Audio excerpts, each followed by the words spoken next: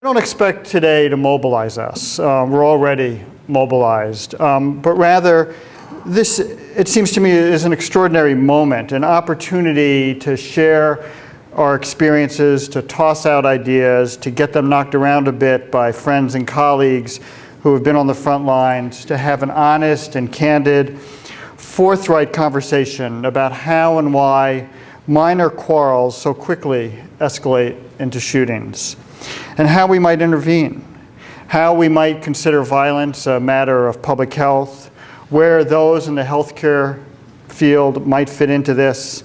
But in the end, the question to me seems simple. What can we do to diminish the violence in our cities? Over the last 20 years, roughly 15,000 people have been murdered in Chicago. Most of them young men, most of them living in impoverished neighborhoods on the city's south and west sides. That's nearly 3 times the number of US soldiers killed in combat in Iraq and Afghanistan. And the thing about it is, most of it's over pretty petty stuff. Some of it, of course, is a result of disputes over drug turf or drug deals gone awry. But just as often, it's the result of a squabble over a girl or a craps game, or a misconstrued glance, or over a stolen watch or a pair of sneakers, or as too often the case, because someone is seeking revenge. Murders have their own DNA. 2 recent shootings I followed could be traced back to an incident 5 years earlier involving a damaged car. I attended those 2 funerals, and many of the young men there wore bulletproof vests under their shirts. They feared yet more retaliation. Well, let me speak the blunt truth, the discomforting fact.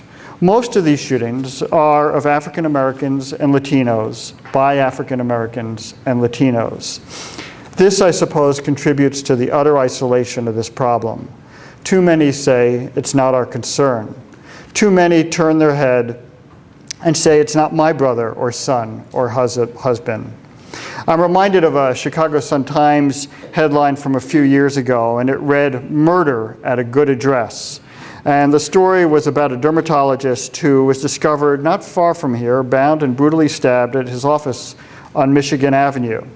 You know, I got to tell you, I admired the headline for its honesty and brazenness. It was one of 467 murders that year, though the others didn't warrant such attention. Mostly because who would want to read a story with the headline, "Murder at a Bad Address"? In Chicago, the wealthy and the well-heeled die headline deaths, and the poor and the rambling die with a hush. Street shrines arise during the summer with the ubiquity of perennials. They stand as monuments to the deceased, a kind of community catharsis. Friends and family leave stuffed animals or liquor and beer bottles, the brands determined by what the deceased drank, or notes of love and prayer. The acronym RIP has become so ever-present that you find it not only on the makeshift shrines like this one, but also tattooed on people's bodies, painted on the walls of apartments, scrawled on the sides of buildings, embossed in t-shirts and jackets. It's as if communities are piecing together the equivalent of a war memorial. Most youths who become violent can't read above the 3rd grade level. Without the ability to read, they know they can't navigate the world ahead. Spencer Leake told this reporter they have this hatred for themselves because they're not going anywhere.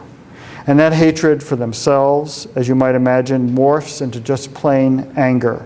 And when people are scared and frustrated and angry, we all have the propensity to grab for the emotionally expedient. You lash out at yourself and at others. You're trying to get respect when there's no respect to be had. Of course, our challenge in the end is to engage others, to turn our heads borders on willful neglect. But let's be honest about it. The violence is so contained to parts of the city that it's easy, far too easy for the rest of us to turn away. Earlier this summer, on a 2-block stretch not far from where my friends had been shot at from a passing car, someone nailed a piece of misshaped wood to a tree trunk. They'd inscribed a rather simple thought: "We are all good people." It feels like a plea, really, that things need not be this way.